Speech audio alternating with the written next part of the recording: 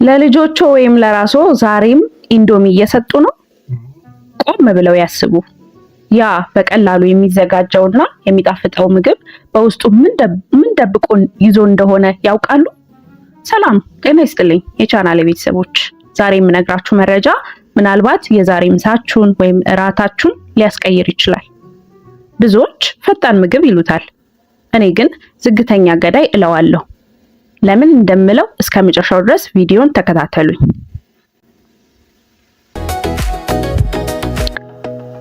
ኢንዶሚ ሱስ ከሚያስይዙ ምግቦች አንዱ ነው። ለምን መሰላችሁ? በውስጡ ሞኖሶዲየም ግሉታሜት የተባለ ቅመም ስላለው ነው። ይህ ቅመም በጣም ጣፋጭ ነው። አሁንም ድገመኝ እንዲል ያደርጋል። ነገር ግን ይህ ቅመም በአይምሮ ሴሎች ላይ የሚያደርሰው ጉዳት ቀላል አይደለም።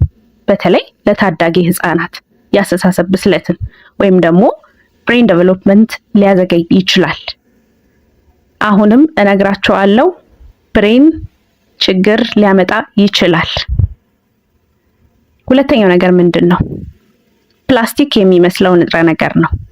ኢንዶሚን ለወራት ከመደርደሪያ ላይ ያስቀምጣችሁት አይበላሽም። ለምን መሰላችሁ? TBHQ የተባለ የፔትሮሊየም ውጤት የሆነ መከላከያ ስላለው ነው። አስደንጋጩ እውነታ ምንድነው? ይህ ኬሚካል በቫርኒሽ እና በሽቶ ምርቶች ውስጥም ጥቅም ላይ ይውላል። በሰውነታችን ውስጥ ሲገባ ደግሞ እንደ ጉበት ያሉ ጠቃሚ አካላትን ይመርዛል። ሌላው ሶስተኛው ክፍል ምንድነው? የልብና የደም ግፊት ትልቁ ጠላት ነው፣ ወይም ደግሞ ሶዲየም ቦምብ የምንለው ማለት ነው። አንድ ፓኬት ኢንዶሚ ብቻውን በቀን ውስጥ መውሰድ ከሚገባን የጨው ወይም የሶዲየም መጠን ግማሹን ይይዛል። ይህ ማለት የደም ስሮች መጥበብ፣ ልቦ ደም ለመርጨት ክፉኛ ትታገላለች። የኩላሊት ስራ ማብዛት፣ ኩላሊታችሁን ያን ሁሉ ጨው ለማጣራት ሲል ይሰቃያል። በቅርብ ጊዜ የደም ግፊት ተጠቂዎች ቁጥር ለምን እንደጨመረ ጠይቀው ያውቃሉ? መልሱን በኩሽናችን ውስጥ ሊሆን ይችላል። ሌላው ሴቶችና ኢንዶሚን ነው። ሴቶችና ኢንዶሚ እንግዲህ ቁርኝት አላቸው። ለሜታቦሊክ ሲንድሮም ያጋልጣል። ይህ ነጥብ ለሴቶች በጣም አስፈላጊ ነው። ጥናቶች እንደሚያሳዩት በሳምንት ከ2 ጊዜ በላይ ኢንዶሚ የሚመገቡ ሴቶች ለሜታቦሊክ ሲንድሮም የመጋለጥ እድላቸው በጣም ሰፊ ነው። ይህም ማለት ከፍተኛ የሆድ ስብ መጨመር፣ የስኳር በሽታ እና ደግሞ የልብ ህመም በአንድ ላይ ያመጣል ማለት ነው። ስለዚህ አሁንም ባንክሮ ማሰብ ያለባችሁ ኢንዶሚ የምትመገቡ ሰዎች እኚህን ሁሉ ነገሮች በአይምሯችሁ አናላይዝ ለማድረግ መሞከር አለባችሁ። ሌላውና ወሳኙ ነጥብ ምንድነው? ለልጆች ያለው ልዩ አደጋ ነው። በተለይ ለልጆች ኢንዶሚን አዘውትሮ መስጠት የአይምሮ እድገታቸው ሊጎዳና ከመጠን በላይ ላለፈ ውፍረት ወይም ኦቤሲቲ ለምንለው ሊዳርጋቸው ይችላል።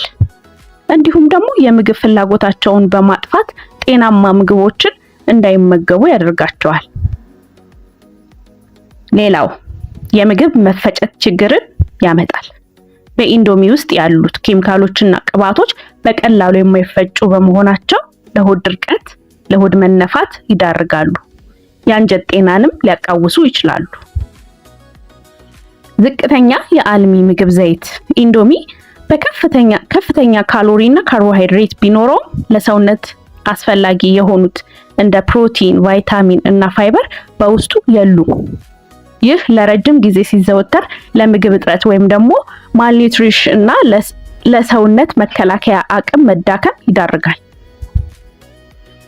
ሌላው TBHQ የተባለ የመከላከያ ኬሚካል አለው ብያችኋለሁ። ያው ለረጅም ጊዜ እንዲቆይ የሚያደርገው ይሄ ኬሚካል ወይም ደግሞ ቴርሸሪ ቡታይል ሃይድሮኪዩኒን ይባላል። ይህ ኬሚካል ለምን ይዳርገናል ማለት ነው? ይሄ ጥናቶች እንደሚያሳዩት ለካንሰር መጋለጥ እድልን ሊጨምር ይችላል። በሰውነት ውስጥ የሆርሞን መዛባትን ይፈጥራል። ለጉበት ስራ መስተጓጎል ምክንያት ሊሆን ይችላል። ስለዚህ እጅግ አይመከርም ማለት ነው። ሌላው ሞኖሶዲየም ግሉታሜት ምንድነው የሚያደርገው? ያው በኢንዶሚ ውስጥ ጣዕም እንዲኖረው ተብሎ የሚጨመረው ሞኖሶዲየም ግሉታሜት ነው። ይሄ ለብዙ ሰዎች ስሜታዊነትን ይፈጥራል። ይህም ከባድ ራስ ምታት፣ ማዞር፣ የደረት ህመም፣ የልብ ምት መጨመር፣ የሰውነት መዛልና ድካም ስሜትን ሊፈጥር ይችላል። ይሄን ነገር ከግምት ውስጥ ማስገባት አለብን ማለት ነው። ሌላው ከፍተኛ የጨው ወይም የሶዲየም መጠን ስላለው እንዳልኳችሁ ነው። የደም ግፊቱ በጨመረ ቁጥር ለስትሮክ የመጋለጥ እድላችን እጅጉን እየሰፋ ይሆናል። በሰውነታችን ውስጥ ደግሞ የፈሳሽ መከማቸት ወይም ደግሞ ብሎቲንግ የምንለውን ነገር ያስከትላል ማለት ነው። ስለዚህ ኢንዶሚን በፍጹም መመገብ የለባችሁ ማለት ነው።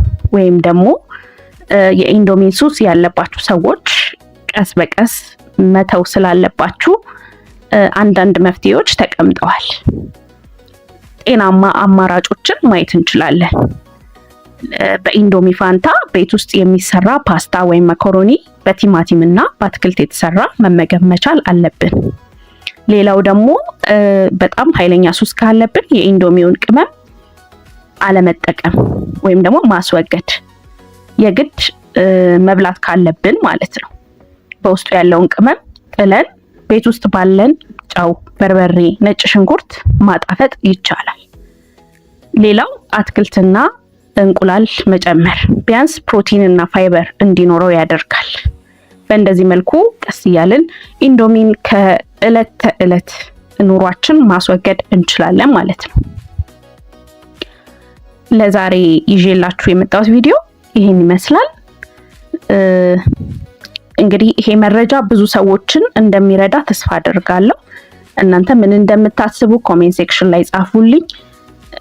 ኢንዶሚ ደግሞ መብላት ለማቆም ዝግጁ ናችሁ ወይስ አሁንም ጣዕሙ ይበልጥብኛል ትላላችሁ? ሀሳባችሁን አሁንም በድጋሚ ኮሜንት ላይ አስፍሩልኝ።